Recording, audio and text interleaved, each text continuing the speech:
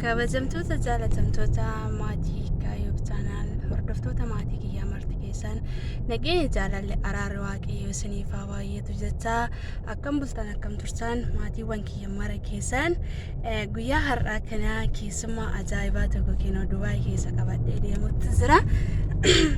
Keessummaa kiyya faana turtii gaarii isiniin jedheen jira. Keessummaan kiyya kun jechuudha keessummaa mana kiyya dhufee jira. Guyyaa har'aa kana Dubaay keessaa fi istiidiyoo kiyya keessatti ishee isinii affeereen jira.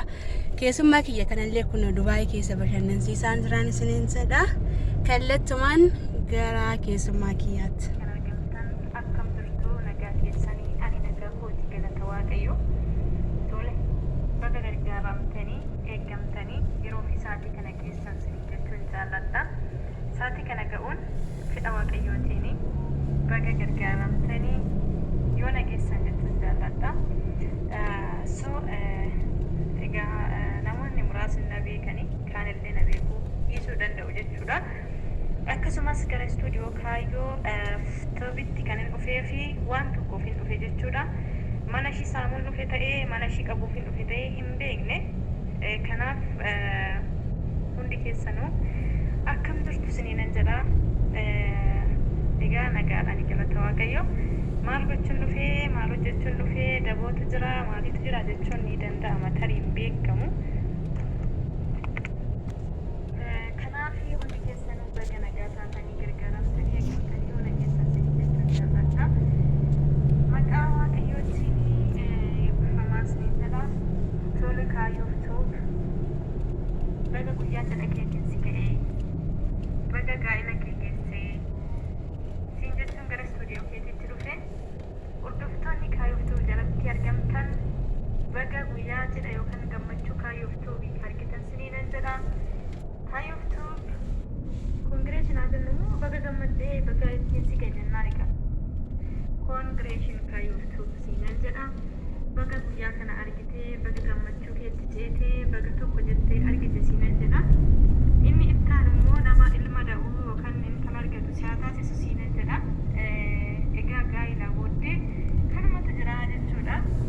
Fedha waaqayyootiini. Egaa daawwattoonni Kaayoof jalatti kan argamtanii Kaayoon mushurraa taatee turte. Kinoo har'ammoo gara gaa'elaatti seentee jirti jechuudha. Abdiin murtii gaarii siif haa ta'u jechuun dhufe. Asumaanii gammachuun koo daangaa hin qabuun isiniin jedha. Maaliif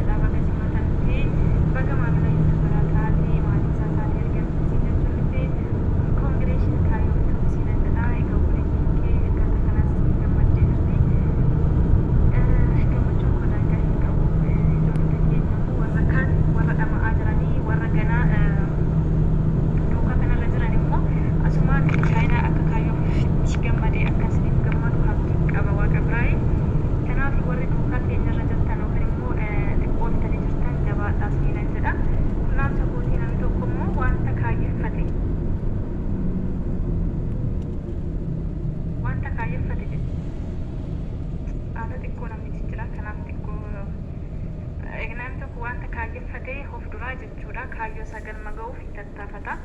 Tattaaffii isaa immoo argachuudhaaf immoo obsa isa barbaachisa jechuudha. Kanaaf immoo hundi keenya iyyuu dadhabbii keenya ijaan arguudhaaf dhama'aa jirra waan ta'eef Waaqayyo hunduma keenya haa milkeessu. Kaayyoo immoo gammachuun koo gammachuu miti. Yaa waatiyyuu yaadayyuu cimtuudha. Akka cimtee irratti hojjettu fakkiin qaba. Waanuma hin taane osoo hin taane waanuma ija hojjuu jechuudha. Fakkeenyaaf wanti dhaloota barnoota gadhiifamutu jira. Wanta hafuuratti nama cimsus ta'uu danda'a. Isa kanagaa situ beekee irratti hojjeta jechuudha. Yookaan immoo wanta bohaartii sabaaf ta'uu danda'u. Wanta gaafa namni sammuun namaallee itti hidhamillee waan nama kolfisiisullee osoo ta'e bareedaadha. Kanaaf egaa sammuun keenya firii yeroo tokko tokko ta'uun dirqama gatii ta'eefi atoo akkaataa sanaan ta'e natti tola jechuudha. Wanta wanta nama barsiisu yookaan immoo chaayinaalii hafuuraa osoo ta'e hedduu bareeda siinan jedha. Garuu wanta achi keessatti gadhiifamu wanta nama ifachiisu wanta dhaloota karaarraa kuffisu akka hin taane abdii guutuun qaba Waaqa bira. Kanaaf gammachuun koo daangaa hin qabu. Koongireeshinii bakka milkooftee siin jedhee jira. Iddoon si jaaladhaa, iddoon si kabaja dhugaa dubbachuuf nama tattaaffii gochaa jirtudha jechuudha. Haala mijatu keessatti haala mijanne keessattis kaayyoo nama biraa namtu baay'een jaalladha jechuudha. Nama akkana namni jabaatee yoo hojjete natti tola. Baay'een gammada jechuudha. Kanaaf nama jabaatutu natti tola namuma koo keessatti jechuudha. Namni jabaatee hojjetu milkaa'ina qaba. Siifillee jabina ta'uu danda'a. Namni si bukkeedhaa siif achi jedhe akka qilleensi baargamu irraa soo ta'e natti hin tolu dhugaanaan jechuudha. Kanaaf akkaataa xinkaarii kee natti tola. Bakka gammadde siinan jedha. Kaadhimamtoonni immoo kaadhimamtanii jirtan hanga guyyaa cidha keessaniitti Waaqayyo gooftaan silaa milkeessu siininan jedha. Asumaan kun dhaamsa kooti. Isa gammachuu koo immoo keessa koo fi siif ibseen jira jechuudha. Kaayyoon kiyya bakka gammaddee bakka milkooftee bakka Waaqayyo si gammachiise siinan jedha. Milkaa'ina kooti siin jedha asumaan jechuudha. Warri hanga har'aatti ishee faana dadhabaa turtanii ishee qofa miti maal hunduma keenya tutti dadhaba kan isheetti jechuudha. Fakkeenyaaf gaafa isheen rakkatti dhandhee bukkee ta'uudhaan akkasitti walakkaa qabuudhaan hanga har'aatti jechuudha. Hundi keessanuu bakka gammaddanii bakka gargaaramtanii mucayyoo kanaaf gammachuu ishee gammachuu keessanii isiniin jedha. Koongireeshin isiniin jedheen jira. Ishee faana isinis koongireeshin. Kanaaf hundi keessanuu akka gammaddan akka milkooftan abdiin qaba Waaqayyo bira. Ijoollonni immoo duuba keenya irratti xiqqoofanii jiran bukkee dhaabbadhaa gargaaraati. Karaa ta'aa fi dildira ta'aa fi ceesisaa isiniinan jedha. Kun dhaamsa kooti jechuudha. Egaa kana akkaataa kanaan isiniinan jedha. Iddoo jaalladhaa iddoo isin kabaja. Kaayyoof gammachuun koo daangaa hin qabu.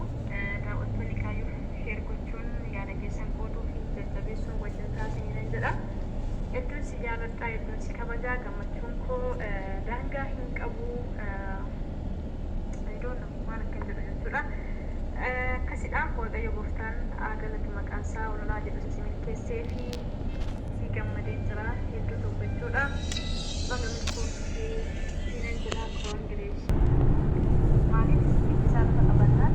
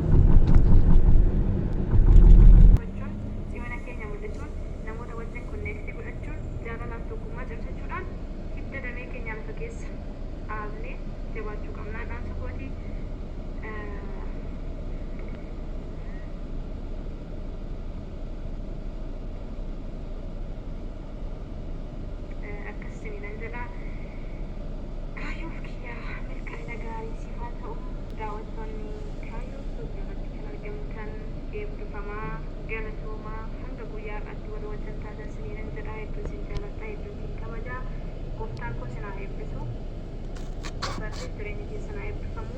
Warri tattaafira jirtan milkaa'aa jedha.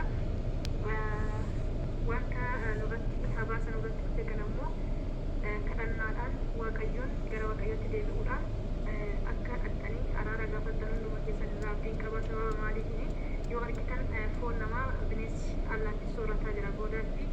Kanaaf Waaqayyo biyya keenya Itoophiyaa haa yaadatu araara isaatiin itti aanuun jedha karaa kiyyaanii.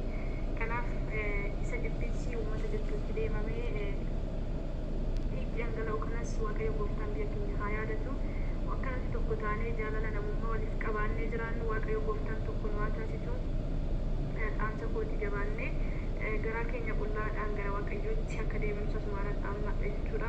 Obbolaan keenya duukaa keenya irra jiranis kadhannaa keessaniin akkuma dandeettii keessanitti akkuma mataa keessanitti kadhannaa godhaa biyya keenya yaadadhaa gaafa kadhattan siniinan jedhaa hedduun sin jaaladhaa hedduun sin kabaja.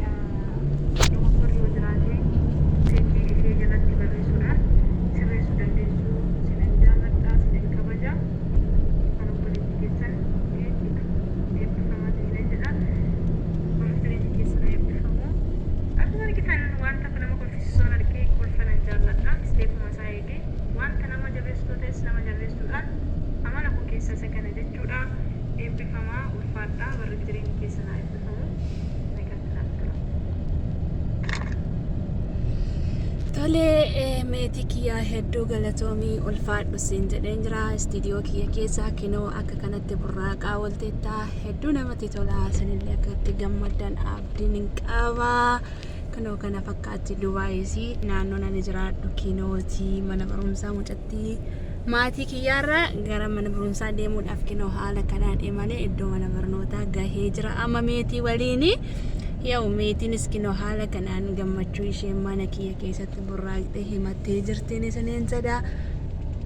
Hedduu galatoomaa marti keessanuu ulfaadhaa naaf jiraadhaan isiniin jedha. Yoo dogoggora qabaanne sanduuqa koomentii keessatti asumaan yaadni jajjabinaas yoo jiraate isinuma harkan isiniin jedha.